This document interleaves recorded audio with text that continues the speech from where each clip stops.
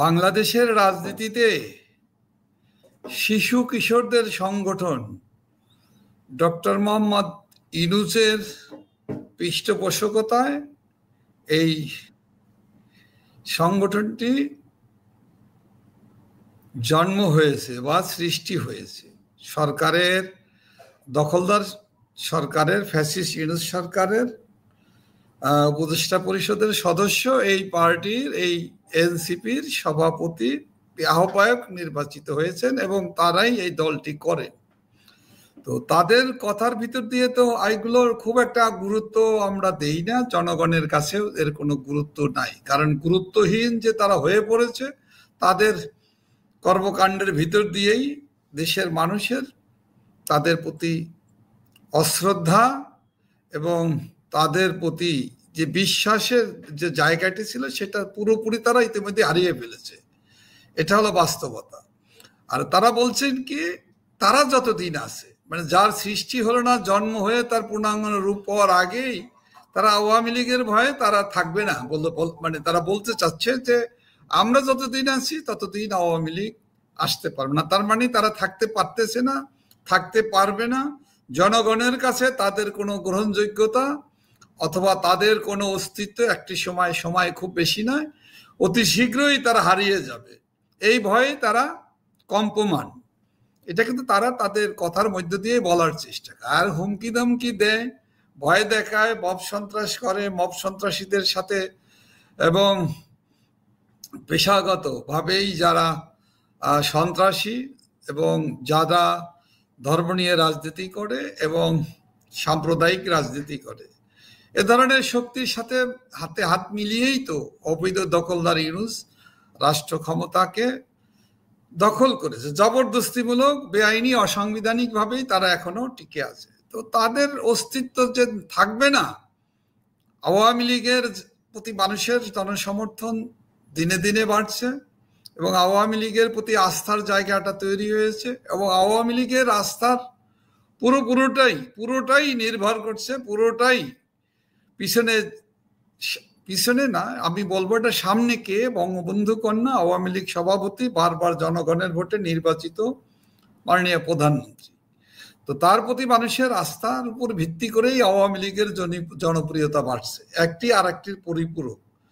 তো সেই জায়গাটিতে আমরা এত কর্মসূচি নিয়ে আলাপ করি, কর্মসূচিটা আপনারা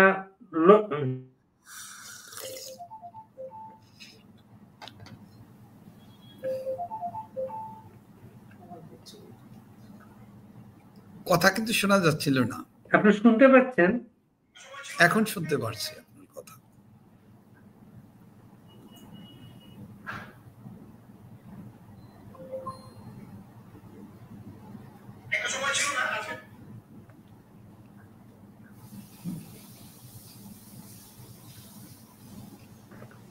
আপনি শুনতে পাচ্ছেন বারুদ্দিন নাসিম?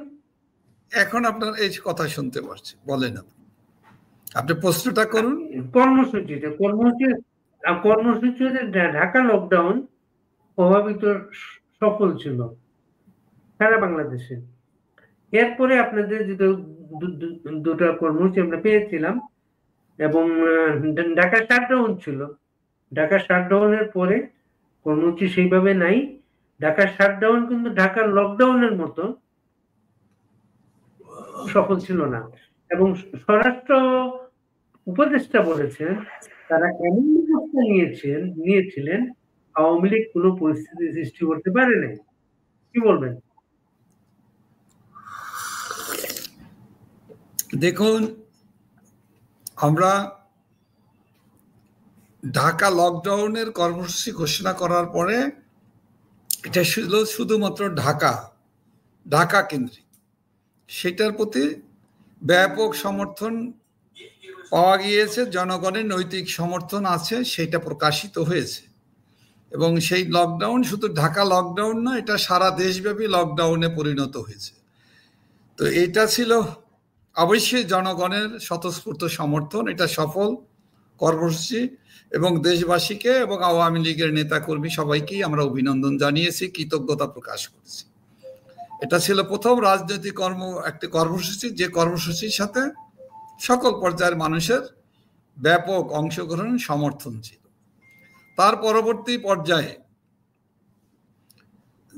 মানে আমাদের মাননীয় নেত্রী শেখ হাসিনাকে আইসিটি আদালতে, তথাকথিত অসাংবিধানিক আইসিটি আদালতের বিচারের মানে রায়ের দিন এবং তার আগের দিন 2 দিন আমরা শাটডাউন কর্মসূচি দেশব্যাপী দেশবাসীর কাছে আমরা পালনের আহ্বান জানিয়েছিলাম। সেক্ষেত্রে দেশবাসী কিন্তু সমর্থন দিয়েছে, তারা অংশগ্রহণ করেছে।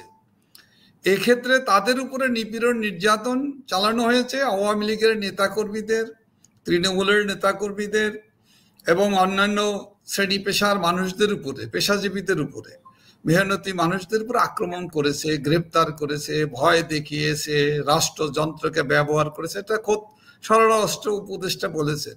এবং এগুলো ব্যবহার করা একটি অসাংবিধানিক সরকারের অসাংবিধানিক স্বরাষ্ট্র উপদেষ্টা, এগুলো যে অন্যায়, জনগণের উপরে প্রেসার করা, ভয় দেখানো, অত্যাচার করা, গ্রেপ্তার করা বেআইনি, এই সবগুলোই তো অন্যায়।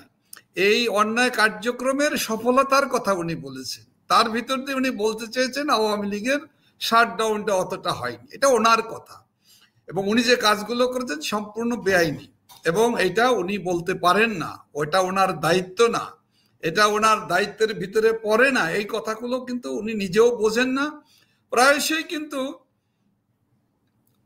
স্বরাষ্ট্র উপদেষ্টা উনি কিন্তু মানে হাস্যরসের সৃষ্টি করে, মিডিয়ার মাধ্যমে দেশবাসী দেখে, আমরাও এগুলো প্রত্যক্ষ করি। তো সবকিছু মিলিয়ে আমরা বলবো আমাদের কর্মসূচির প্রতি দেশরত্ন শেখ হাসিনাকে যে সর্বোচ্চ শাস্তি প্রদান তথা করেছে আইসিটির আদালত, রাজাকার এবং দেশ বিরোধী, মুক্তিযুদ্ধ বিরোধী গোষ্ঠীর প্ল্যান করে, এটা এক ধরনের বিচারের রায় ঘোষণার আগেই বিচারের রায় ঘোষিত হয়েছিল, প্ল্যান করেছিল, সেটাই ঘটেছে। দেশবাসী জানে, সারা দুনিয়া জানে এটা কি রায় হবে। সেই রায় তারা করেছে, ঘোষণা দিয়েছে। এই রায়কে বাংলাদেশের মানুষ প্রত্যাখ্যান করেছে। এই রায়কে এবং এই আদালতকে আন্তর্জাতিকভাবে সেটা এমনকি জাতিসংঘ থেকে আরম্ভ করে আন্তর্জাতিক মানবাধিকার সংগঠন, এমনকি হিউম্যান রাইটস নিয়ে যারা কাজ করে, সবাই কিন্তু প্রত্যাখ্যান করেছে। এবং এটা এই ধরনের মৃত্যুদণ্ড দিতে পারে না সারা দুনিয়াতে, এটা গ্রহণযোগ্য নয়। আর বঙ্গবন্ধুগণ দেশরত্ন শেখ হাসিনার মতো মানুষকে এই রায় দেওয়া মানেই হলো এই ইউনূস সরকারের প্রতিহিংসা এবং বিদ্বেষ এবং বাংলাদেশের ভিতরে একটা অনাসৃষ্টি করে। এটা হলো তাদের টার্গেট, অর্থাৎ বাংলাদেশের ক্ষতি সাধন করা, দেশের ঐক্যকে বিনষ্ট করা। তো নতুন কর্মসূচি নিয়ে কি ভাবছেন আপনারা? আমরা বাংলাদেশের মানুষের প্রতি আমাদের বিশ্বাস এবং আস্থায় আমরা দৃঢ়ভাবে বিশ্বাস করি। বাংলাদেশের মানুষ দেশরত্ন শেখ হাসিনাকে এই রায় ঘোষণার ভিতর দিয়ে কিছুই এই ইউনূস সরকার, এই তাবেদার সরকার করতে পারবে না, পারার মতো এদের সক্ষমতা নাই, ম্যান্ডেট নাই। সুতরাং এই ম্যান্ডেটবিহীন এবং অন্যায়ভাবে প্রতিহিংসাপূর্ণ যে রায় দিয়েছে, এই রায়ের প্রতি ঘৃণা প্রকাশ কিন্তু মানুষ করেছে। আমরা এখন জনগণের সমর্থনের উপর ভিত্তি করে, আওয়ামী লীগ একটি গণতান্ত্রিক রাজনৈতিক দল, শান্তিপ্রিয় অহিংস আন্দোলনে আমরা বিশ্বাস করি। আমরা গণতান্ত্রিক প্রক্রিয়ায় গণতান্ত্রিক অধিকার প্রতিষ্ঠার জন্যই আওয়ামী লীগের জন্ম হয়েছিল। জন্ম থেকেই আওয়ামী লীগ গণতান্ত্রিক আন্দোলন, গণতান্ত্রিক অধিকার এবং আন্দোলনের ভিতর দিয়ে শোষণ এবং শোষকের বিরুদ্ধে, উপনিবেশবাদী শাসকের বিরুদ্ধে লড়াই সংগ্রাম করেই বাংলাদেশ আওয়ামী লীগ বঙ্গবন্ধু জাতির পিতার নেতৃত্বে দেশ স্বাধীন করেছে। সেই স্বাধীনতাকামী দল আওয়ামী লীগ বাংলাদেশের মানুষের জনস্বার্থে, বাংলাদেশের কল্যাণে গণতান্ত্রিক শাসন ব্যবস্থা পুনঃপ্রতিষ্ঠার জন্য আমরা সবসময়ই আমরা বলে আসছি, গত 15 মাসে দখলদার ইউনূস সরকার যে অন্যায় অবিচার করছে, এই অন্যায় অবিচার থেকে মুক্তির পথ হলো একটা, এই দখলদার অনির্বাচিত অসাংবিধানিক সরকারকে বিদায় করা। যত দ্রুত বিদায় করা যাবে তত দেশের মঙ্গল এবং দেশের শান্তি, সম্প্রীতি, আইনের শাসন এবং সাংবিধানিক শাসন, গণতান্ত্রিক শাসন ব্যবস্থা পুনরুদ্ধার সবকিছু একজন মানুষের, একজন লোভী মানুষের, বিদায় করার কর্মসূচি চায় সবাই। এবং সেই কর্মসূচিটাকে আমরা অত্যন্ত ধৈর্যের সাথে, আমাদেরকে দেখেন আজকে আওয়ামী লীগকে নিষিদ্ধ করে দেওয়া হয়েছে। আওয়ামী লীগের মতো জনপ্রিয় এবং এখনো সবচেয়ে বড় রাজনৈতিক দল, যে দলের আওয়ামী লীগকে ঘিরে প্রায় 50% মতো মানুষের সমর্থন আওয়ামী লীগের এখন আছে, সেই দলকে নির্বাচন করতে দেওয়া হবে না, নিষিদ্ধ করে দেওয়া হয়েছে। এই দলকে নিবন্ধন থেকে নির্বাচন কমিশন সরিয়ে দিয়েছে। তার মানে কি, আওয়ামী লীগের সমস্ত ডান হাত পা ডানা সব কেটে নিঃশেষ করে আওয়ামী লীগকে ধ্বংস করতে চায়। একটি দখলদার সরকার একটা নির্বাচন করতে চায়, ওই নির্বাচনে আওয়ামী লীগ করতে পারবে না। আরো অনেকগুলো, বিশেষ করে আরো কয়েকটা বড় রাজনৈতিক দল, তাদেরকেও আমরা শুনেছি, জাতীয় পার্টির মতো পার্টিও যারা সংসদের বিরোধী দলের দায়িত্ব পালন করেছে, একসময় তারা রাষ্ট্রীয় ক্ষমতায় ছিল, সেই দলকেও নির্বাচন করতে দেওয়া হবে না। এমনকি ধর্মভিত্তিক কিছু রাজনৈতিক দল আছে, অন্যান্য প্রগতিশীল রাজনৈতিক দল আছে, যাদেরকে নির্বাচন করতে দিবে না। এরকম একটা প্রশ্ন, মানে এ ধরনের একটা নির্বাচন, নাটকীয় নির্বাচন, প্রশ্নবিদ্ধ নির্বাচন, জনগণের অংশগ্রহণ যেখানে থাকবে না, অন্তর্ভুক্তিমূলক নির্বাচন যেখানে হবে না, অংশগ্রহণমূলক নির্বাচন যেখানে হবে না, আওয়ামী লীগ সহ বৃহৎ জনগোষ্ঠী যে নির্বাচনে ভোট প্রয়োগ করতে পারবে না, সেই নির্বাচন তো আর নির্বাচন না, সেটা হলো প্রশ্নবিদ্ধ নির্বাচন। সেই নির্বাচনে প্রকৃত গণতান্ত্রিক শাসন ব্যবস্থা প্রতিষ্ঠা হবে না। সেটা একটি খণ্ডিত একটি সরকারের কাছে এক ধরনের নাটকীয়তার ভিতর দিয়ে এই অবৈধ দখলদার সরকার ওই ধর্মান্ধ এবং সন্ত্রাসী এই রাষ্ট্র ক্ষমতায় এর বিপক্ষে বাংলাদেশের মানুষের জনমত তৈরি হচ্ছে। আমরা ইতিমধ্যেই আমরা কর্মসূচি যেগুলো পালন করার পরে আমরা আলোচনা করতেছি আমাদের বিভিন্ন স্টেক হোল্ডারদের সাথে, বিভিন্ন রাজনৈতিক দলের সাথে, এমনকি আওয়ামী লীগের যে বিভিন্ন জেলা পর্যায়ের নেতৃবৃন্দের সাথে, উপজেলা পর্যায়ের তৃণমূলের আমরা মত বিনিময় করতেছি বিভিন্নভাবে। এবং আমাদের নেত্রী বঙ্গবন্ধু কন্যা উনিও যোগাযোগ করতেছেন, তৃণমূল সবাই পরামর্শ নিচ্ছেন। এবং আমরা অচিরেই আমরা কর্মসূচি ঘোষণা করব, এবং যে কর্মসূচি বাংলাদেশে গণতান্ত্রিক শাসন ব্যবস্থা, গণতান্ত্রিক বাংলাদেশ হিসাবে আবার আমরা ঘুরে দাঁড়াতে চাই, সেজন্য আমরা একটু সবাইকে ইনভলভ করে আমরা কর্মসূচি ঘোষণা করব। এবং আমরা আশা করতেছি আগামীকালকে আমরা যতদূর সম্ভব আমরা গুছিয়ে এনেছি, বিভিন্ন পর্যায়ে আলোচনা চলছে, যারা সংসদ সদস্য আছে তাদের সাথেও আমরা মত বিনিময় করেছি, যারা কারাগারে আছে তাদের সাথে তো অতটা সম্ভব হয়নি, যারা দেশের ভিতরে আত্মগোপনে আছে, দেশের বাইরে আছে, তাদের সাথেও আমাদের আলোচনা চলছে। আমরা আশা করতেছি আগামীকালকে আমরা একটা ধারাবাহিক কর্মসূচি আমরা দিতে সক্ষম হব। আপনি জানেন আওয়ামী লীগ একটি গণতান্ত্রিক দল, আমরা হঠাৎ করেই তো রাজনৈতিক কোনো কর্মসূচি, আন্দোলনের কর্মসূচি ঘোষণা করা যায় না, তার আগে মতামত নিতে হয়, তার আগে বিভিন্ন পরামর্শ নিতে হয়, এবং সেই পরামর্শগুলো আমরা নিয়েছি। অনেকে ভাবতে পারে যে আওয়ামী লীগ 17-18 তারিখের লকডাউন কর্মসূচির পরে আর কোনো কথা নেই, এটা যেমন কিছু লোকে বলে, এটা বলবে, আবার অনেকে বলে যে আওয়ামী লীগের এখনই কর্মসূচি দেওয়া উচিত, এটাও আছে। আবার অনেকে বলে আরেকটু সময় নিয়ে দেওয়া উচিত। 3 ধরনের মতামত আছে, তিনটাকে মিলিয়ে তো আমাদের একটা জায়গায় পৌঁছতে হবে। সেজন্য আমরা আগাচ্ছি এবং আমরা আশা করতেছি আগামীকাল বাংলাদেশ আওয়ামী লীগের পক্ষ থেকে আমরা কর্মসূচির শুভ সূচনা করব। এবং কর্মসূচির লক্ষ্য তো একটাই, আমরা দেখেছি যে কর্মসূচির লক্ষ্য একটাই। এবং আপনার কথা মনে হচ্ছে আগামীকালকে, আপনার কথা মনে হচ্ছে আগামীকালকে আপনার কর্মসূচি ঘোষণা করবেন এবং লম্বা কর্মসূচি থাকবে। কোন একটা আইডিয়া দেওয়া যায়, ধারণা দেওয়া যায় কি ধরনের কর্মসূচি? মূলত লক্ষ্য তো একটাই, সেটা হলো অবৈধ দখলদার এই ফ্যাসিস্ট ইউনিট সরকারকে পদত্যাগকে বাধ্য করা। অর্থাৎ step down Yunus, step down Yunus, এটাই আমাদের মূল লক্ষ্য।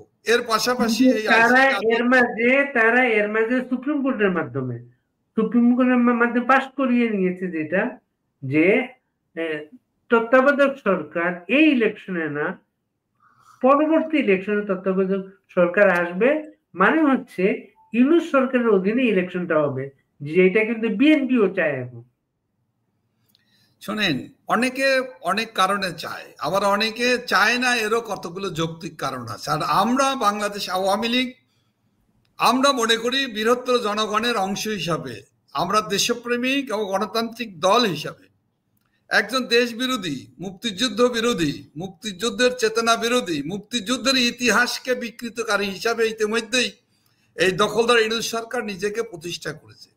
সুতরাং গতকালকে উনি বলেছেন, হ্যাঁ, একজন গতকালকে বলেছেন যে জিয়া হচ্ছে স্বাধীনতার ঘোষক, অন্য কেউ না, অন্য কেউ না। মানেটাই হলো উনি পক্ষপাতে নিজেকে জড়াচ্ছেন ইতিহাস বিকৃতকারী হিসাবে, এবং মুক্তিযুদ্ধের মূল যে ইতিহাস, সেই ইতিহাসের সাথে উনি বিশ্বাসঘাতকতা করছেন। উনি একজন বিশ্বাসঘাতক, উনি বাংলাদেশের মানুষের সাথেও বিশ্বাসঘাতকতা করছেন, ইতিহাস বিকৃতকারী।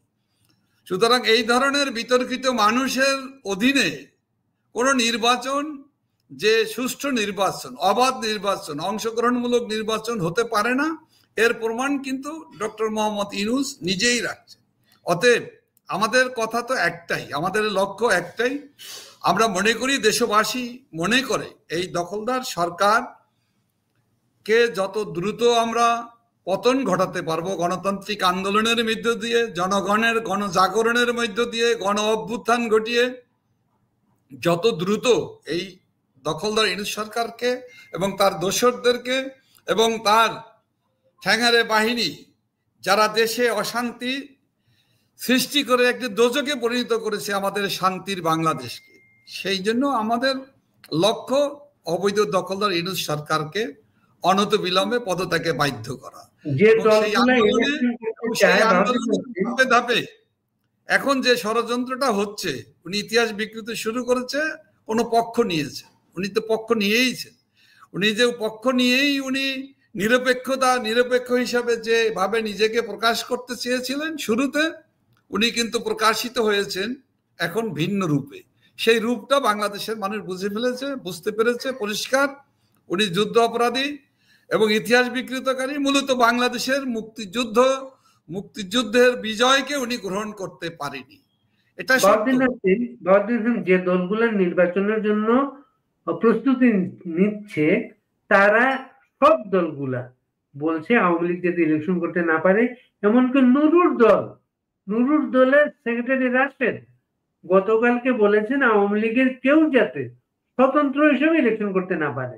আজকে এনসিপি বলেছে জাতীয় পার্টির মাধ্যমে আওয়ামী লীগের ইলেকশনের সুযোগ করার চেষ্টা চলতেছে, এটা তারা কোনো অবস্থাতেই হতে দেবে না। ব্যাপারটা হলো কি, আমরা যে আমাদের দলের যে প্রাসঙ্গিকতা এবং আওয়ামী লীগের যে ব্যাপক জনসমর্থন আছে, এটাই হলো তাদের মূল কারণ, এটা হলো তাদের ভয়। এই ভয়ের কারণে তারা সবসময় দিনে দিবা স্বপ্ন দেখে, এরা ভয়ে থাকে, এরা ভয়ে কাঁপতে থাকে। আওয়ামী লীগের প্রতি তাদের ভয়টা হলো আওয়ামী লীগের জনপ্রিয়তার ভয়। আওয়ামী লীগ রাজনৈতিকভাবে স্বাভাবিক রাজনীতি করার সুযোগ পেলে, এবং এটা আওয়ামী লীগের গণতান্ত্রিক সাংবিধানিক অধিকার, বেআইনিভাবে যেটা বন্ধ রেখেছে সেটাকে গায়ের জোরে তারা টিকিয়ে রাখতে চায়। এইগুলো হলো তাদের সকলের বক্তব্যর একটাই লক্ষ্য। কারণ সবাই জানে তাদের নিজেদের পায়ের তলায় তাদের অপকর্মে, দুষ্কর্মে এবং তাদের মুখোশ ইতিমধ্যেই মানুষের কাছে প্রকাশিত হয়েছে।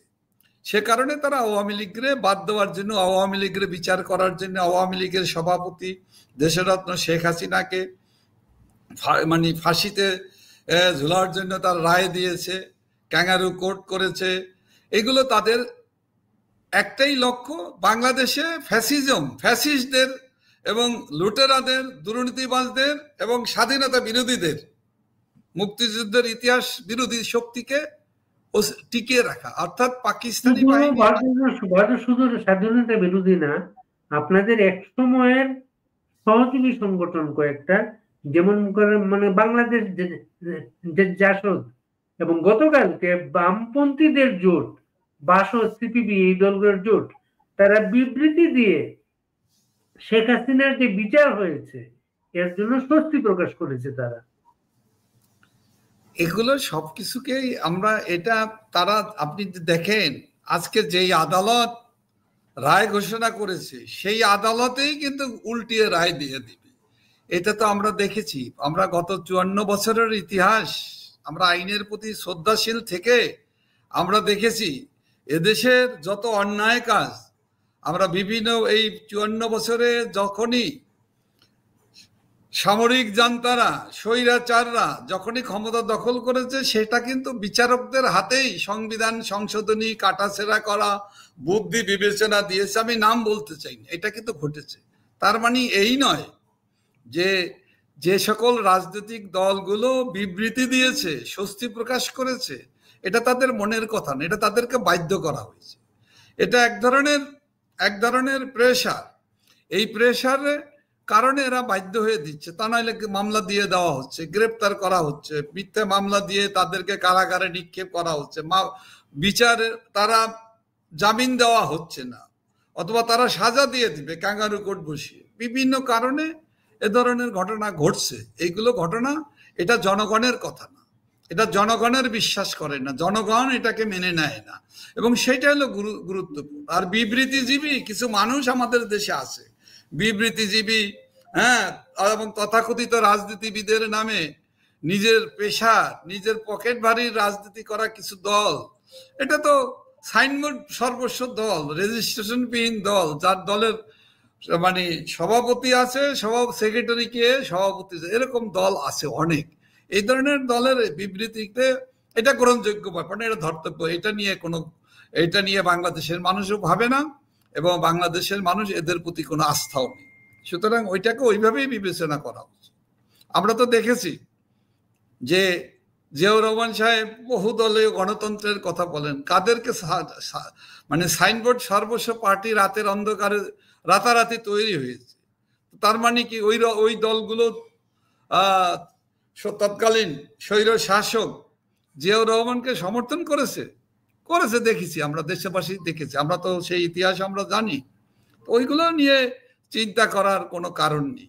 বাউদ্দিন নাসিম, এই অনুষ্ঠান যারা দেখছেন, আপনার অনেক নেতা কর্মী, তারা যেমন কর্মসূচি চাচ্ছেন, কর্মসূচির সুনির্দিষ্ট উত্তর চাচ্ছেন। আরেকটা ব্যাপার অনেকে ক্ষোভ সবসময় যেটা আসে, যেটা যেমন একজন লিখেছেন SM শুভ বাড়ি, ওনাকে একটু জিজ্ঞেস করেন 5 আগস্টের পরে 20 জন অসহায় কর্মীর খোঁজ নিয়েছেন কি না, এর প্রমাণ দিতে হবে।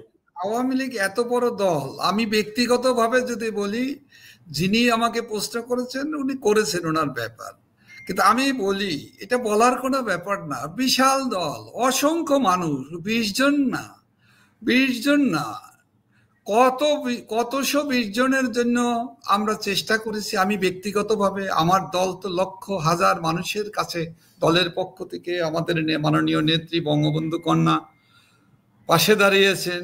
কারাগারের ছাত্রলীগের থেকে আরম্ভ করে অসহায় কর্মীদেরকে যাতে কিছু পিসিতে 2000 থেকে 5000 টাকা করে পাঠিয়েছেন আমাদের যে সকল অসহায় কর্মী, গরিব কর্মীদের, হ্যাঁ, এরকমদের কাছে, ছাত্রলীগের আমাদের সেই তরুণ ভাইদের কাছে, যারা আমাদের আগামীর ভবিষ্যৎ, তাদেরকে গ্রেপ্তার করেছে শত শত। এগুলো করা হয়েছে, এগুলো আমরা দেখি, আমরা নিজেরাও করি, এবং অসংখ্য, এটা সংখ্যা দিয়ে আমি তাকে করছি। তবে হ্যাঁ, এটা সত্য, আমাদের যত মানুষকে গ্রেপ্তার করা হয়েছে, তার এত সংখ্যক নেতাকর্মী বিপদগ্রস্ত, এত শত শত লক্ষ নেতাকর্মী ক্ষতিগ্রস্ত, তাদের পাশে ওইভাবে আমরা পারিনি, এটা সত্য।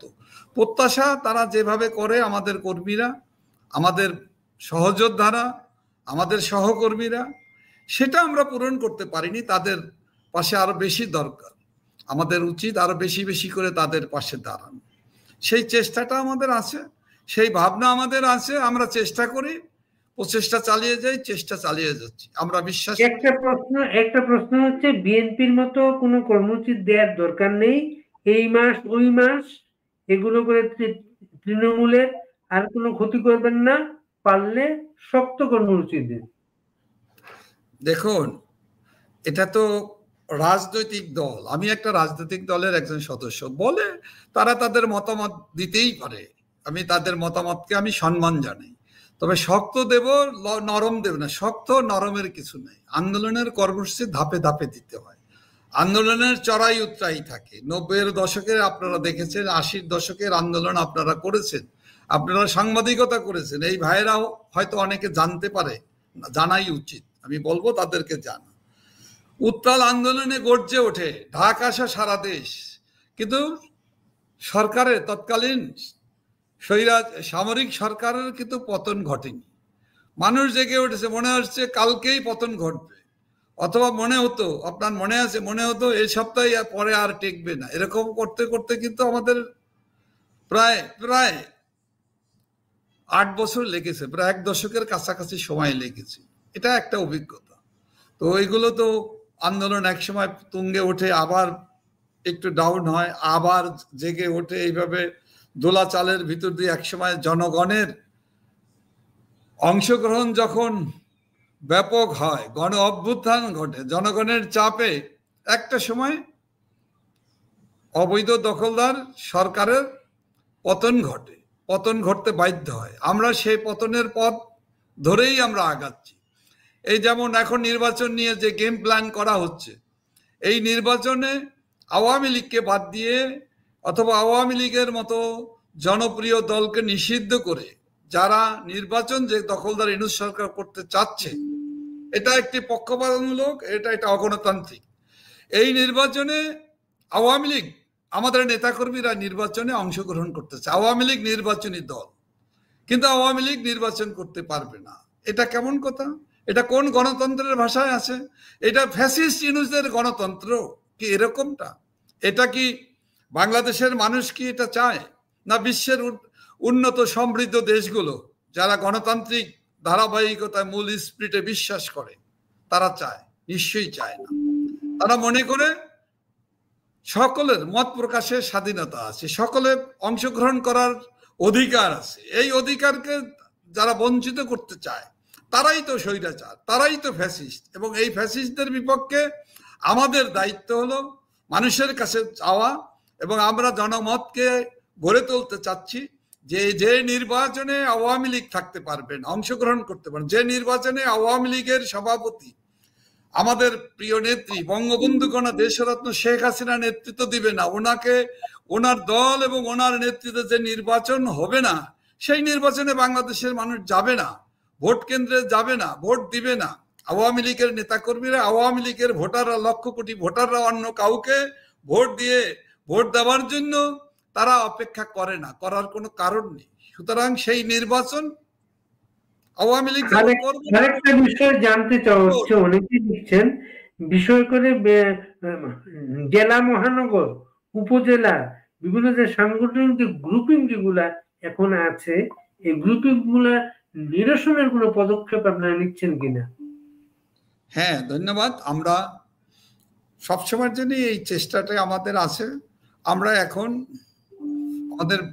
আমরা একটা কৌশল আমরা নিয়েছি, যেটা এইভাবে বলা ঠিক হবে কিনা, তবে আমরা জেলা, উপজেলা পর্যায়ে এবং ইউনিয়ন পর্যায়ে আমরা বর্ধিত সভা শুরু করব। ওইভাবে আমরা আমাদের কানেক্টিভিটিটাকে, সোশ্যাল কানেক্টিভিটিটাকে আমরা সাংগঠনিক স্ট্রাকচারের ভিতরে নিয়ে আসার আমরা কর্মসূচি নিয়েছি। আমরা শীঘ্রই এই নেটওয়ার্কটা গড়ে তুলতে পারলে আমাদের ভিতরের যে টুকটাক যে কিছু আছে সেগুলো দূর হবে, এবং দূর করাই এখন আমরা মনে করি আমাদের সবচেয়ে প্রথম দায়িত্ব। আর দায়িত্বশীল দল হিসাবে আমরা বিশ্বাস করি যে আমরা ঐক্যবদ্ধ থাকলে, আমরা তো ঐক্যবদ্ধ আছি, আমাদের নেতা বঙ্গবন্ধু কন্যা শেখ হাসিনা, তার নেতৃত্বে আমরা ঐক্যবদ্ধ, এবং আওয়ামী লীগ ঐক্যবদ্ধ থাকলে আওয়ামী লীগ যে কোনো অপশক্তির বিরুদ্ধে ঘুরে দাঁড়াতে পারে, লড়াই করতে পারে এবং বিজয়ী হয়। এই ইতিহাস অসংখ্য ইতিহাস ঐতিহ্য আছে। সেই জায়গায় দাঁড়িয়ে আমাদের অনুষ্ঠানে এসেছিলেন ব্যারিস্টার তানিয়া আহমেদ, তিনি আমাদেরকে বলেছেন এতদিন সরকার আওয়ামী লীগ সম্পর্কে মিথ্যা তথ্য দিয়েছে মানুষকে। সরকার বলেছে আওয়ামী লীগকে নিষিদ্ধ করা হয় নাই, তার সাসপেন্ড করা হয়েছে কার্যক্রম, কিন্তু সন্ত্রাস দমন আইনে সাসপেন্ড করার কোনো বিধানই নাই, সাময়িক কিছু করার বিধান নাই। ওইখানে বিধানটাই হচ্ছে নিষিদ্ধ করা, যেটা কয়েকদিন আগে একজন বিদেশি মন্ত্রীর কাছে ইউনূস স্বীকার করেছেন প্রথমবারের মতো আওয়ামী লীগ নিষিদ্ধ এবং ইলেকশন কমিশন তার নিবন্ধন বাতিল করেছে, অতএব আওয়ামী লীগের নির্বাচন করার কোনো সুযোগ নেই। উনি তো এক এক সময় এক এক কথা বলে। আপনি লন্ডনে যে বলেছেন সাক্ষাৎকারে, উনি কি বলেছেন আপনাদের মনে আছে? তখন বলছে নিষিদ্ধ করা হয় নাই, কার্যক্রম সাময়িকভাবে বন্ধ করা হয়েছে, ইলেকশন করতে পারবে, এটাও বলেছে। উনি এক এক সময় এক এক কথা বলে। এখন এটা হলো এমন একটা ব্যাপার হয়ে দাঁড়িয়েছে, একজন দায়িত্বশীল জায়গায় সাংবিধানিক ভাবে একটা পদে বেআইনি ভাবে অসাংবিধানিক ভাবে বসে উনি বেমালুম মিথ্যাচার, অসত্য কথা ধারাবাহিকভাবে আজকে একটা বলে, কালকে একটা বলে, তারপরের দিন আর একটা বলে। উনি অবশ্য একজন সিনিয়র মানুষ, ওনার অনেক বয়স হয়েছে। এ কারণে কি এগুলো মতিভ্রম হচ্ছে নাকি আমি বুঝতেছি না, এটা দেশবাসী বিবেচনা করবে। তবে তার একটা জিনিস মুখোশ উন্মোচিত হয়েছে, উনি সবসময় একটা নাটকীয়তার ভিতরে থাকে এবং হাইপার টেনশনে যেমন থাকে এবং নাটকীয় কথাবার্তা বলা, এবং উনি পুরনো কথাগুলো বেমালুম ভুলে যান এবং মনে করেন এইগুলো বলতে বলতেই মানুষের দৃষ্টিকে আর একদিকে ডাইভার্ট করা সম্ভব। আমি জানি না এটা কি কারণে উনি বলেন, এবং তবে ওনার কথার সাথে সত্যতার সাথে, বাস্তবতার সাথে, সংবিধানের সাথে এবং জনগণের চাওয়া পাওয়ার সাথে, প্রত্যাশার সাথে কখনোই কোনো মিল নেই। সবসময় উল্টো স্রোতে চলা, এবং একটা মনে হচ্ছে উনি নিজেই অরাজকতা অথবা বিশৃঙ্খলা এগুলো সৃষ্টি করে আমাদের এই প্রিয় মাতৃভূমি, আমাদের শান্তির বাংলাদেশ, উন্নয়ন অগ্রগতির উন্নয়নশীল রাষ্ট্রের যে দেশটি দেশরত্ন শেখ হাসিনা তিল তিল করে গড়ে তুলেছিলেন, সেই দেশটাকে ধ্বংস করাই মনে হয় ওনার একমাত্র কাজ, একমাত্র দায়িত্ব। এবং এই দায়িত্ব পালনের জন্য উনি যতদিন পারবে ততদিন পর্যন্ত এই অপকর্মগুলো চালিয়ে যাবেন। ওই জন্যই আমরা বারবার বলি, আমরা দেখেছি অনেক বিবেচনা করে জনমত যাচাই করেছি, জনগণের বিভিন্ন স্টেক হোল্ডারদের সাথে আমরা আলোচনা করছি প্রতিনিয়ত। সকলের একটাই কথা, এখন আমাদের এই বাংলাদেশের জন্য সবচেয়ে বড় অভিশাপ হলো ডক্টর মোহাম্মদ ইউনূস এবং তার দোসররা। এদের হাত থেকে আওয়ামী লীগের আন্দোলনের ইতিহাসটা হচ্ছে আন্দোলনে আওয়ামী লীগ শ্রেণী পেশার মানুষকে সংযুক্ত করে, বহুদিনের ইতিহাস সেটা। সম্প্রতি প্রকৌশলী, শিক্ষক এবং সাংবাদিকদের একটা বিবৃতি আমরা দেখেছি, কিন্তু আওয়ামী লীগের ক্ষমতায় থাকতে, বিশেষ ইলেকশন আসলে যে পরিমাণ শিল্পীদের আমরা দেখতাম নমিনেশন পেপারের জন্য ভিড় করতেন, আওয়ামী লীগ শিল্পীদের কিন্তু নামাতেই পারছে না। এটার কারণটা কি? দেখুন, আপনি শিল্পীদের উপরে দায় দিয়ে লাভ নেই। তারা তো তারাও কিন্তু নিপীড়িত, নির্যাতিত। তারা মিথ্যে মামলা, হামলার, গ্রেপ্তারে, মব ভায়োলেন্সের মানে মব সন্ত্রাসীদের দ্বারা ক্ষতিগ্রস্ত মামলায় দেশে থেকে বিতাড়িত হয়ে বিদেশে অবস্থান করতেছেন, কারাগারের ভিতরে আছে। আমাদের যে কামাল পাশা চারুকলার ইনস্টিটিউশনের একজন পরিচিত, একটা বিখ্যাত নাম করা শিল্পী, আর্টিস্ট, সে প্রগতিশীল আন্দোলনে, ওই জামাত শিবির, বিশেষ করে গোলাম আজমের নাগরিকত্ব বাতিলের যে আন্দোলনের নেতৃত্ব দিয়েছে কামাল পাশা, তিনি শিল্পী সাহিত্যিক, এই অঙ্গনের একজন উজ্জ্বল নক্ষত্র। তিনি কোথায়? কারাগারে, বিনা মামলায়। তার মামলার পর মধ্যে কারাগারে। কারণটা কি? অপরাধটা কি? সে শিল্পী সাহিত্যে যোগাযোগ করতেছিল, কথাবার্তা বলতেছিল। এরকম অনেক। কোথায় আমাদের উদিসি, কোথায় আমাদের আপনার সাংস্কৃতিক যে সংগঠনগুলো আছে, সম্মিলিত সাংস্কৃতিক জোটের নেতারা কোথায়? তাদের সবাইকে মামলা দেওয়া হয়েছে। নাট্যকর্মীরা, নাট্যকলার সাথে, নাট্যমঞ্চের সাথে, বিভিন্ন সিনেমা, কোথায় শিল্পী সাহিত্য গায়ক, বিখ্যাত দেশাত্মবোধক গায়করাও তারা গান গাইতে পারে না, তারাও তাদের মতামত ব্যক্ত করতে পারে না। এটা তো কিন্তু আপনাদের বিরুদ্ধে আন্দোলনে ছিল উদীচী, আমাদের বিরুদ্ধে। শহীদ মিনার কর্মসূচিগুলো উদীচী অংশ নিয়েছে, এবং উদীচী যেহেতু সিপিবির সাথে কানেক্টেড, সিপিবি তো বিবৃতি দিয়ে স্বস্তি প্রকাশ করেছে শেখ হাসিনার যে শাস্তি হয়েছে তা নিয়ে, এবং সরকারকে সতর্ক করেছে শাস্তি কার্যকরের জন্য যাতে আন্তর্জাতিক মানদণ্ড অনুসরণ করা হয়। তার মানে এটাকে আন্তর্জাতিক মানদণ্ড অনুসরণ করে নাই, এটাই। এখন যে শাস্তি হয়েছে, এই শাস্তিতে উদীচী কিন্তু সিপিপির অঙ্গ সংগঠন না, আমি এটা বলতে চাই। মানে উদীচী আন্দোলনে ছিল, হ্যাঁ, উদীচী কমিউনিস্ট পার্টির লোকজনদের একটা প্রভাব আছে, কিন্তু উদীচীতে সব ধরনের প্রগতিশীল মানুষের, নাট্যকর্মী, শিল্পকলা, সাহিত্য, কবি, সাহিত্যিক, এদের অংশগ্রহণ আছে, এবং তারা বিরুদ্ধেও গান গেয়েছে, বিরুদ্ধেও তারা কাজ শুরু করেছে, এটা আমি জানি। সব কমিউনিস্ট পার্টি না। সাংবাদিকদের বিবৃতিতে আপনাদের আমলের শীর্ষ নেতা যারা ছিলেন, সাংবাদিকদের যারা বড় বড় পদে ছিলেন, ওই বিবৃতিতে তাদের স্বাক্ষর ছিল না। স্বাক্ষর ছিল না বয়সের কারণে, ভয়ে ভীতু সন্ত্রস্ত হয়ে, মব ভায়োলেন্সে, মব সন্ত্রাসীরা আক্রমণ করবে। 80 বছর, 70 বছর, 85 বছরের, 87 বছরের আব্দুল লতিফ সিদ্দিকীর কত মানুষকে যখন গায়ে হাত তোলে, হ্যাঁ, যেখানে বীর মুক্তিযোদ্ধা 75 বছরের কানু ভাইকে যখন জুতার মালা পরিয়ে দিয়ে তাকে 2 গালে থাপ্পড় মারা হয়, তো এইগুলো দেখার পরে কোনো এদেশে কোনো সম্মানীয় বয়সী মানুষের, কোনো বয়স সম্মানীয় গুরুত্বপূর্ণ পদের মানুষের কোনো মর্যাদা আছে কি বাংলাদেশে এই ইউনুস শাসনের আমলে, দুঃশাসনের আমলে? বলুন আপনি। সেক্ষেত্রে ভয়তাঙ্ক, যে ভয়ের সৃষ্টি করে ভয়ের রাজত্ব কায়েম করা হয়েছে, এটা ভয়টা উঠে যাক।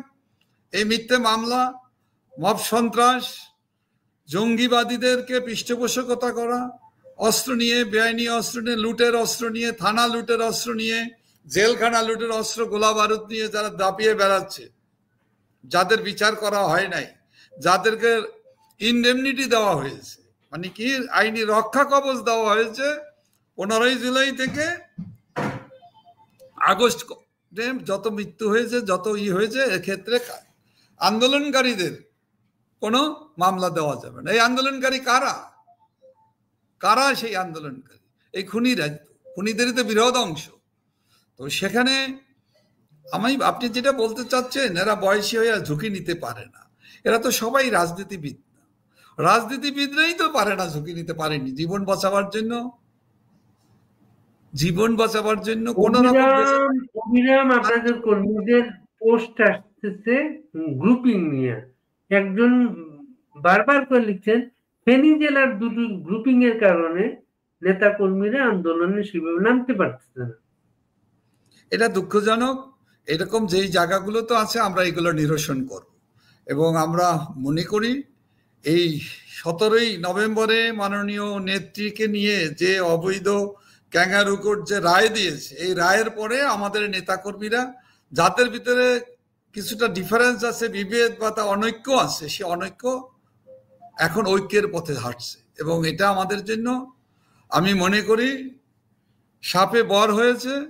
এবং এখন কিন্তু আমাদের নেতাকর্মীরা একাট্টা হচ্ছে, আর যারা ভাগ করে দেখায়, ভাগ করার চেষ্টা করে, এটা আবার কিছু লোক আছে কিন্তু, যে আওয়ামী লীগ এক নাই, আওয়ামী লীগের ভিতরে গ্রুপিং আছে, এটা বলে বাহাদুরি নেওয়ার চেষ্টা করে, আর আওয়ামী লীগকে দুর্বল করার একটা পায় তারা।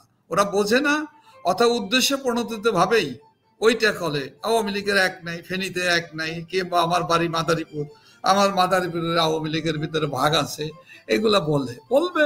এখন এগুলো নিয়ে তো কথা বলার কিছু নাই, কিন্তু আমি বলি, যদি মানুষের স্বাভাবিক রাজনীতি, স্বাভাবিকভাবে লেভেল প্লেইং ফিল্ড তৈরি করা হয়, আওয়ামী লীগকে এবং বঙ্গবন্ধু কন্যা দেশরত্ন শেখ হাসিনাকে যদি বাংলাদেশে ফিরে আসার, যে সাংবিধানিকভাবে দুর্নীতি এখনো প্রধানমন্ত্রী, সেই মর্যাদা সম্মানের দিয়ে তাকে যদি ফিরে বাংলাদেশে যাওয়ার পরিবেশ সৃষ্টি করা হয়, সেক্ষেত্রে সাধারণ মানুষের যে ঐক্য, তৃণমূলের মানুষের যে ঐক্য, অধিকার প্রতিষ্ঠার যে ঐক্য, সে ঐক্য কিন্তু এই ছোটখাটো অনৈক্যতে কোনো ক্ষতি করে, কোনো সমস্যা করবে না। জনগণের গতকালকে বাংলাদেশের সশস্ত্র বাহিনী দিবস পালিত হয়েছে। মুক্তিযুদ্ধের মাধ্যমে গড়া সেনাবাহিনীর ওই অনুষ্ঠানে আমরা মুক্তিযুদ্ধ বিরোধীদের আমরা দেখেছি এবং সেনাবাহিনী প্রধানকে সেনাবাহিনী পদকে ভূষিত করা হয়েছে। সেখানে অনেকে মন্তব্য করেছেন এই পদকটা, এই পুরস্কারটা আওয়ামী লীগকে বিতাড়নের উনি ভূমিকা রেখেছেন এর জন্য। উনি মন্তব্য করবেন? বিচার করেছে তো অবৈধ দখলদার সরকার, সেক্ষেত্রে তার যার যার ভূমিকা আছে, যার যার এখানে ব্লেসিং আছে, অবশ্যই তাদেরকে আমরা নিন্দা জানাই এবং এই কর্মকাণ্ডের নিন্দা জানাই। তাদের প্রতি আমাদের ধিক্কার থাকবে এবং আমাদের ঘৃণা থাকবে, সে যেই হোক।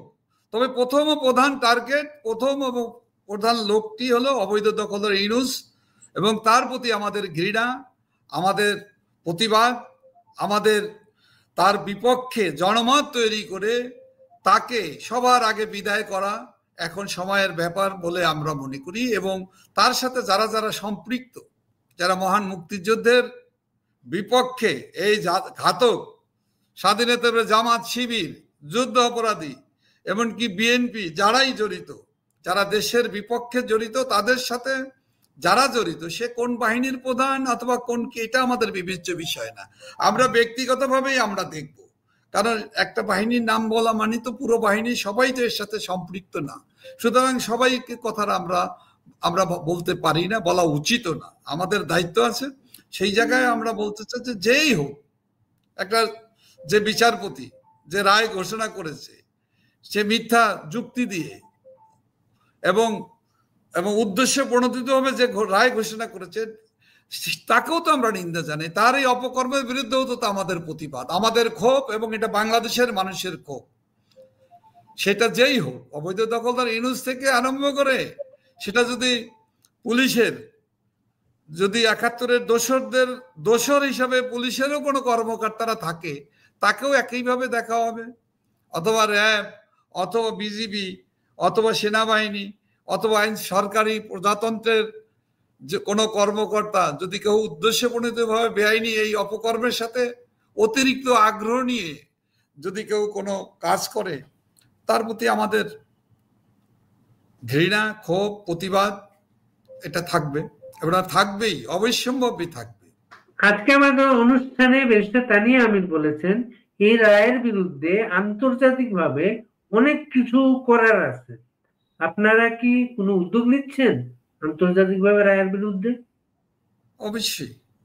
আপনি আন্তর্জাতিকভাবে তো আমরা একাধিক কার্যক্রম করেছি, একাধিক আন্তর্জাতিক আদালত, হেগে আমাদের দলের পক্ষ থেকে, ভিকটিমদের পক্ষ থেকে সেখানে গিয়েছে, সেখান থেকে রায় বেরিয়েছে, এবং আন্তর্জাতিক আদালতে জাতিসংঘের ইস্যুও আমাদের করা হয়েছে। এবং এগুলো লন্ডন ভিত্তিক বিখ্যাত এটা আইনি সংস্থা, তারা এর কাজ নিয়ে তারা কাজ শুরু করেছে। তো এগুলো জায়গা থেকে আমরা খুব পজিটিভ সিগন্যাল পাচ্ছি, পজিটিভ সমর্থন আমরা পাচ্ছি, এবং এইগুলো সবগুলোই কিন্তু আলটিমেটলি এই অপকর্মের দায়টা কিন্তু অবৈধ দখলদার সরকারের উপরে এবং ডক্টর মোহাম্মদ ইউনূসের উপরে যাচ্ছে। এবং আমরা খুবই আশাবাদী এই বেআইনি কার্যক্রম করে পার পেতে পারবেন আমাদের প্রিয় নেত্রী, শ্রদ্ধেয় নেত্রী, দেশরত্ন শেখ হাসিনার কিছুই করতে পারবেন না। উনি নিজেও বলেছে, আমি এটা কেয়ার করি না, বরঞ্চ গতকালকে আমরা আমাদের অনুষ্ঠানে সঙ্গীত সরকার বলে একজন শিল্পীকে এনেছিলাম, যে একটা ভারতীয় ছেলে, তার পূর্বপুরুষরা বাংলাদেশের, এবং গত 15 মাস ধরে সে কিন্তু বিশাল রোল প্লে করছে প্রতিবাদী গানগুলা। এবং তার সাথে কথা বলে আমাদের মনে হয়েছে তার একটু সাপোর্ট দরকার। আপনি বাউদ্দিন নাসিম খুবই আপনি এমন একজন মানুষকে এনেছেন, আমি ব্যক্তিগতভাবে নিজেই তার ভক্তে পরিণত হয়েছি। আমি তার গান শুনে আমি উদ্দীপ্ত হই, আমি তার গান শুনে, তার প্রতিবাদী কণ্ঠের গানের সুর, তার প্রতিটি শব্দ চয়নের ভিতর দিয়ে আমি এত মনোযোগ দিয়ে আমি তার গান শুনি, আপনি বিশ্বাস করতে পারবেন না। আমার খুব মনে হয়েছে এ ধরনের একজন শিল্পী মনে হয় আমাদের গোটা বাংলাদেশের মানুষকে, বিবেকবান মানুষের বিবেকে তিনি কিন্তু নাড়া দিতে সক্ষম হয়েছে। বিশাল একটা আন্দোলন তৈরি করেছে সে, প্রতিটা গান সে লিখেছে, প্রতিটা একটা ঘটনার পরে সে গানগুলো লেখে। আর গান সে খুব এক শিল্পী, তো শিল্পী, তার তো কোনো সীমার বর্ডার দিয়ে তাকে সীমানা ভিতরে নিয়ে আসা যাবে না। সে যে অসাম্প্রদায়িক চেতনার, সে যে একজন দুস্থের পক্ষে, মানে ক্ষতিগ্রস্ত মানুষের, নির্যাতিত মানুষের পক্ষে তার কণ্ঠ, এবং সে অনবরতভাবে যে কঠোর পরিশ্রম করে যাচ্ছে, এবং তার কৌশল, তার শিল্পকলা, তার যে অবিরাম যে যুদ্ধ, এ মনে হয় যে আমার মনে হয় একটা সম্মুখ যুদ্ধ অথবা সমরাস্ত্রের যুদ্ধের চাইতেও বড় যুদ্ধ একজন মানুষ তার একটি কি বলে একটা গিটার, একটি হারমোনিয়াম দিয়ে একটি কণ্ঠ কিভাবে জাগ্রত করতে পারে তবলা দিয়ে, এটা বিরাট। এই ছেলেটাকে সাপোর্ট দেওয়া দরকার, জাহাঙ্গীর বাউদ্দিন নাসিম, এই ছেলেটাকে সাপোর্ট দেওয়া দরকার। আপনি যথার্থই বলেছেন, এবং এটা একটা গুরুত্বপূর্ণ। যদি এই ধরনের মানুষদেরকে তো সবার উচিত এগিয়ে আসা। আপনি যেমন যেটা উপলব্ধি করেছেন, আপনাকে ধন্যবাদ।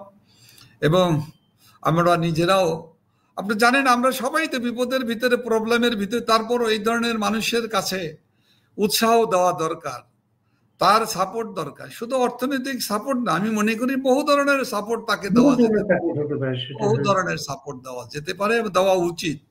এবং আজকে আমরা যে আলোচনা করছি এটাও আমি মনে করি তার জন্য একটা বিরাট সাপোর্ট, এবং আমরা আরো বেশি বেশি করে আলোচনায় আনবো। এবং আপনি যে নিয়ে এসেছেন, আমি মনে হয় আপনাকে তার দু একটা গানও কখনো না কখনো আমি আপনাকে পাঠিয়েছি, কারণ আমি এমনও সময় গিয়েছে এই খারাপ দিনগুলোতে, এখনো খারাপ দিন, প্রতিটি মুহূর্তেই আমাদের জন্য খারাপ, এবং খারাপকে জয় করেই তো আমাদের এগিয়ে যেতে হবে, এটা আমি বিশ্বাস করি।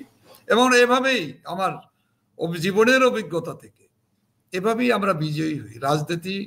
রাজনীতিক কর্মীরা এই বিশ্বাসের জায়গাটা আমাদের খুব দৃঢ় থাকে, তো সেই জায়গাটাকে আরো সুদৃঢ় করার জন্য আপনার ওই শিল্পী, ওর নাম হলো বাবু সম্ভবত, না? সঙ্গীত সরকার, নিক নেম বাবু। সঙ্গীত সরকারের গান চমৎকার। এবং আমরা শেষ করব, কিন্তু আমাদেরকে একটু আলো দেন, কি কর্মসূচি আসছে সামনে? আমরা শান্তিপূর্ণ কর্মসূচি দিয়েই আমরা শুরু করব, তবে আমাদের ধৈর্যের বাঁধা ভেঙে যেতে চাক এটা আমরা চাই না। আমাদের কর্মীদেরকে আমরা শান্তির পথে হাঁটার জন্য অহিংস কর্মসূচি দেব। তবে এই দখলদার সরকার বেআইনিভাবে আওয়ামী লীগকে বাদ দিয়ে নির্বাচন করবে, বঙ্গবন্ধু কন্যা দেশরত্ন শেখ হাসিনার কে বাদ দিয়ে, আওয়ামী লীগকে বাদ দিয়ে নির্বাচন করবে, সেই নির্বাচনে আমরা মানুষের কাছে আমাদের আহ্বান থাকে এই নির্বাচনকে প্রত্যাখ্যান করা, এবং প্রয়োজনে ভোট কেন্দ্রে যাবে না, এবং দরকার হলে ভোট কেন্দ্রে যাতে ভোটাররা না আসে তার জন্য সর্বাত্মক প্রস্তুতি নিয়েই এই ভোট থেকে, জনগণের অংশগ্রহণ থেকে জনগণকে সরে যাবার জন্য যা যা করা দরকার প্রতিহত করা, অথবা তাদেরকে জনগণ যাতে প্রতিহত করে এই নির্বাচনকে ভণ্ডুল করে দেয়, সেই আহ্বান আমাদের থাকবে এবং সেই প্রচেষ্টা আমাদের থাকবে। কারণটা হলো আওয়ামী লীগকে বাদ দিয়ে কোনো নির্বাচন হতে পারে এর ইতিহাস কিন্তু বাংলাদেশে গত 54 বছরে নেই। আর আওয়ামী লীগের সৃষ্টি থেকে আওয়ামী লীগ কিন্তু কোনো নির্বাচন থেকে সরে দাঁড়ায়নি। আওয়ামী লীগ হলো নির্বাচনমুখী দল। আওয়ামী লীগ নির্বাচনে অংশগ্রহণ করে এই সামরিক শাসনের আমলে, স্বৈরাচারের আমলে, আইয়ুব ইয়াহিয়ার আমলে আওয়ামী লীগ, ইয়াহিয়ার আমলে, হ্যাঁ, আওয়ামী লীগ কিন্তু নির্বাচন থেকে দূরে থাকে। আওয়ামী লীগ নির্বাচনে অংশগ্রহণ করেছে এবং গত 54 বছরের একই ধারাবাহিকতা আওয়ামী লীগ যে নির্বাচনে থাকে না, অংশগ্রহণ করে না, সেই ইলেকশন থেকে কিভাবে সেই সরকারের পতন হয় তার প্রমাণ তো বেগম খালেদা জিয়ার 15ই ফেব্রুয়ারি মার্কা ইলেকশন করে 12 দিনও তার সরকার টিকে থাকতে পারেনি। এরকম অনেক উদাহরণ আছে। ইয়াহিয়া খান মুক্তিযুদ্ধ চলাকালীন সময়ে নির্বাচন করেছিল, সেই নির্বাচনও কিন্তু টিকে নাই। এ ধরনের, সেই জন্য আমরা বলি আওয়ামী লীগকে বাদ দিয়ে, বঙ্গবন্ধু কন্যা দেশরত্ন শেখ হাসিনার কে বাদ দিয়ে বাংলাদেশে ইলেকশন, সেই ইলেকশন বাংলাদেশের জনগণ মানবে না, বাংলাদেশের জনগণ সেই ইলেকশন হতে দিবে না। বাংলাদেশের জনগণ তার আগেই অবৈধ দখলদার ইউনূস সরকারকে বিদায় করে গণতান্ত্রিক শাসন ব্যবস্থা, সাংবিধানিক শাসন ব্যবস্থা। আপনার বক্তব্যে আমরা একটা ধারণা পেলাম যে আগামী যে কর্মসূচিগুলো আসবে সেগুলো মূলত টার্গেট থাকবে এই নির্বাচনের বিরুদ্ধে। আমরা নির্বাচনের বিরুদ্ধে না, আমরা নির্বাচনের পক্ষে। আওয়ামী লীগ আপনাদের বাদ দিয়ে যে নির্বাচনের চেষ্টা চলছে এর বিপক্ষে। প্লাস হচ্ছে হঠাৎ করে আবার কয়েকদিন ধরে রিফাইন আওয়ামী লীগের কথাবার্তা শোনা যায় মাঝে মাঝে। আপনাদের বাদ দিয়ে একটা আওয়ামী লীগকে নির্বাচনে দাঁড় করানো, এটা কোনো ধারণা পান আপনারা? এইগুলো নিয়ে পরিষ্কার কথা, আওয়ামী লীগ এবং বঙ্গবন্ধু কন্যা শেখ হাসিনা এক ও অভিন্ন। মানে এটা একজন আরেকজনের পরিপূরক। আওয়ামী লীগের পরিপূরক এবং শেখ হাসিনার পরিপূরক। এটা হলো আওয়ামী লীগ এবং বঙ্গবন্ধু কন্যা। এবং বঙ্গবন্ধুর আদর্শ হলো আমাদের মূল মানে কেতাব, হ্যাঁ, আদর্শ। তো সেইটাকে বাদ দেওয়ার জন্য চিন্তা অতীতে বহু করেছে, জিয়াউর রহমান করেছে, এমনকি এরশাদ সাহেবের সময়ও হয়েছে, পরবর্তী সময়ে বহু হয়েছে। এটা সম্ভব হয়নি। দেখা গিয়েছে যারাই করার চেষ্টা করেছে আওয়ামী লীগ থেকে বেরিয়ে যে আরেকটা আওয়ামী লীগ বানানোর ব্র্যাকেট আওয়ামী লীগ করার চেষ্টা করেছে, রিফাইন বলেন আর যেটাই বলেন, এগুলো ধোপে টেকেনি, টেকবে না, টেকার কোনো কারণ নাই। আমি মনে করি অতীতের যে কোনো সময় চেয়ে এখন যেমন দুর্যোগ, দুঃসময়, ক্রান্তিকাল আমরা পার করছি, সে কারণে আমাদের নেতাকর্মীরা অনেক অনেক বেশি সিমেন্টেড, ঐক্যবদ্ধ। আমাদের ভিতরে নানা ধরনের আলোচনা আছে, পর্যালোচনা আছে, সেটা তো থাকতেই পারে একটা বড় দলের, কিন্তু ঐক্যের প্রশ্নে আর ওই নতুন করে রিফাইন অথবা ক্লিন অথবা কি বলে যে বিশেষ ব্যবস্থায় বিশেষ নেতৃত্বে আওয়ামী লীগ চলবে, এগুলো একটু মাঠে গেলে সেটা বোঝা যাবে। যাক না, আমি কাউকে হুমকি দিচ্ছি না। আওয়ামী লীগের নেতাকর্মীরা, তৃণমূলের মানুষরা এবং বাংলাদেশের মানুষরা একটা জিনিস খুব স্পষ্টভাবে বুঝতে পেরেছে যে আমাদের এই দুর্যোগের থেকে মুক্তির মানুষটি হলো